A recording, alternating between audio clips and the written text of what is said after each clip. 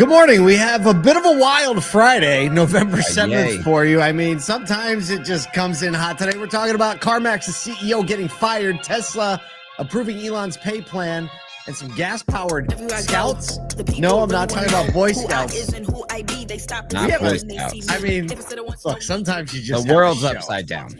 It, Literally mean, flipped. people getting fired, it's not even about AI this time. That's wild. How about that? I mean, it feels like a very ferocious Friday. Actually, it is a you know what? Because you know why? It's Black Friday #1, everybody. It's Black Friday #1. Kidding. Wow. We've been talking about Black Friday so much. I feel like, I know. I mean, I feel like we're gonna have a lot to talk about today, and everyone needs to get to their stuff. So let's just talk about it. Carmax shares plunged 24% yesterday as the used car giant issued a grim forecast and announced a very surprise leadership shakeup. The market doesn't like surprises. With profits slipping and competition heating up, the company's betting on new leadership to stabilize its course and unlock some more potential. Carmax expects used unit sales to fall 8 to 12% and earnings to dip sharply to 18 to 36 cents a share. Their stock is down nearly 50% so far this year, while competitors like Carvana are up 50% year to date. So CEO Bill Nash is stepping down. I mean, I don't know if he's stepping down or he was stepped down. It sounded like retail veteran David McCreight will serve as the interim CEO. He's already part of Carmax's team. Former CEO Tom Folliard returns as interim executive chair, citing a need for hands-on guidance. Got a little Starbucks story, a little Apple story here. Folliard said, the quote, "The company's recent results do not reflect its potential. Change is needed." Okay, so here's the thing. They did mention that it looks like in December they're going to announce the CEO. So I feel like this has been a long time coming, and maybe there's been some insight from Bill Nash on maybe what's needed next. But it's clear that taking some level of newfound entrepreneurism is extremely important for Carmax. They've kind of stayed the course. They've been a champion of omnichannel. They kind of have like their rinse and repeat version, and Carvana has come over the top on really owning something where Carmax was in first, which is acquisitions off the street. And you see dealers even gaining some of that market share. So I can imagine as Carmax kind of like hedging, believing they had a moat around their business and now not, needing to find new spark and re-energize. The fact that they have so many retail locations, that they have so much already out there, infrastructure, data structure, capacity, marketing capability. It's like I don't see them dialed going down. I don't see them going down. It's just about like, what's the next turn? Yeah. I mean, you said Black Friday sale. You and I were joking before the show. We're like, I think it might be time for some Carmax stock. I'm like, I was like, Carmax having a little bit of a different kind of Black Friday sale, a little unintentional one, but I mean, it's, I wouldn't say, yesterday we were like, yes, it's just not investment advice at all. But I think, like we talk about, I would never bet against Toyota, right? We talk about that quite a bit. I'm not quite as strong as I would never bet against Carmax. Not quite as strong, but fairly close. But pretty strong though. Especially the more you know about the way they're able to innovate, their data architecture, their ability to market, acquire cars off the curb. Like, they're pretty resilient. And this, the market hates uncertainty. Some uncertainty really hates surprises. And the fact that Carvana's been on a rip, right? Like, that's the closest comparison, even though they're much different. But I mean, like, Carvana's up 50%, you're down 50%. What are you doing? Right? That's the question. Yeah. Speaking of what are you doing? Stop. Elon was dancing with robots. Prizes. He was dancing with robots at the annual shareholder meeting, and the shareholders just gave him the green light for a massive pay package, potentially worth $1 trillion in exchange for him hitting some very ambitious targets over the next decade. It's probably an understatement. So it's not a payday right now, but it's got more long-term implications and opportunities. Over 75% of participating shareholders approved the plan amid all these loud chants in the room of Elon. So there's a lot of drama over big advisory firms voting against it, but 75%, as you know, Tesla has a lot of retail shareholders. The plan is tied to 12 performance-based tranches, each triggered by Tesla meeting specific goals: operational, profit, market cap. And they're saying they need Tesla to reach an $8.5 trillion valuation over the next 10 years. So that's ambitious. They ran a media campaign to secure votes, which is unusual for them. And here's a quote from Chairwoman Robin Denholm. Says Tesla is at an inflection point. Last year has been a critical one in our history, and trying to make it again with some pay. Here's the thing. Obviously, this doesn't actually come with a payroll increase right now. This is all about future-based incentives.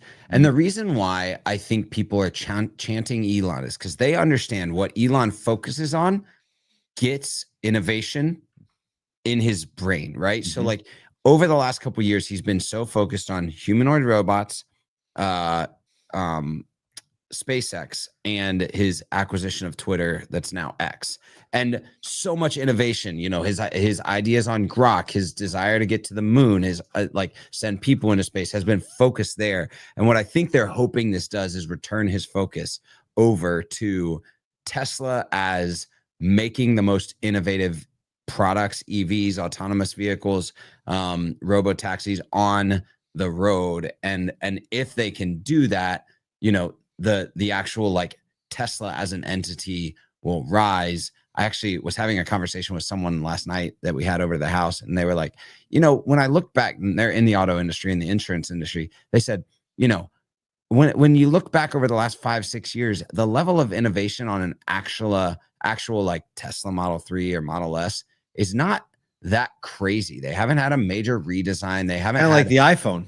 Right. It's kind of like the iPhone at this point. It's the mainstay of previous innovation. And this is when they say it's a critical year in the history, this pivot could potentially provide them the impetus for the kind of growth that I think the shareholders want to see.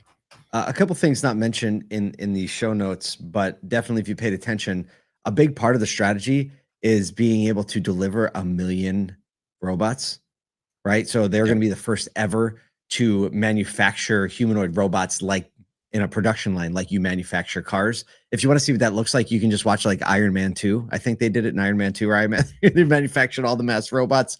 But this also, there were some things in there in the approval package, should Tesla make a major investment in XAI?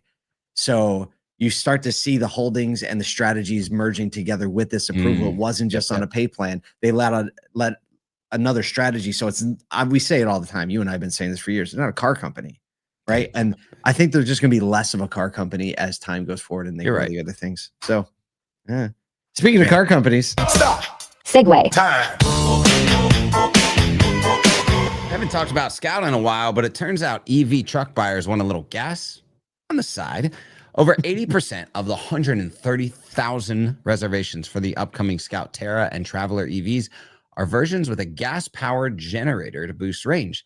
The EREV models offer 150 miles of battery-only range with a gas engine pushing total range up to 500 miles. Customers are clearly favoring the just-in-case option, and CEO Scott Keogh isn't surprised. The market has spoken, he said. On the idea of a gas-only Scout, Kia didn't hesitate. I don't see it. There's a lot of drama now. People saying the world was all EV. Now it's going back to 100% internal combustion. The world is still heading electric, is his accusation. Scout's first vehicles will enter production in 2027 at its $2.3 billion factory in South Carolina. Super brilliant move. Scott, very smart in not dying on the sword with EVs. He gets the opportunity to see what's happening and the carnage in all the other automakers. Ford yesterday announcing because of the aluminum fire, they might stop production and offering the F-150 Lightning, right? So it's an all EV vehicle. I think Dodge was the first one that I ever heard. We covered here in the show of the EREV engines with the Ram Pro. I can't remember what it's called, but the Ram. Oh, I have no clue. I'm going to think of it after the show. But they're going to release this Ram. They're not doing the electric version of it, but it's going to have this model, right? Up to 700, 800 miles of range because they have electric generator, full EV drivetrain, all the fun of driving an EV, all the power, all the economy. If you don't drive, you can keep it charged up to 300, but all the security. So he's got the opportunity to change. Kudos to them for pivoting. And I think this drivetrain is going to be more and more common across manufacturers. Yep. And look, if you're a well-funded newcomer and you don't have to deliver or start production for another year and a half, 2 years, you can make pivots like this You got make without pivots. incurring any major losses, like if you made the wrong product for a full year and now people don't want it. So did we talk about well-funded from dealer sales from wholesale CWs? No, we didn't. We're just gonna leave it. Okay, sounds good. Leave it. Get out. We can't get in that much trouble on a Friday. We want Scott to come and visit a SodaCon, for crying out loud, and talk about retail and what the customer wants, listening to it. If we listen to what the customer wants, guess what? They'll tell us, and we should give them that.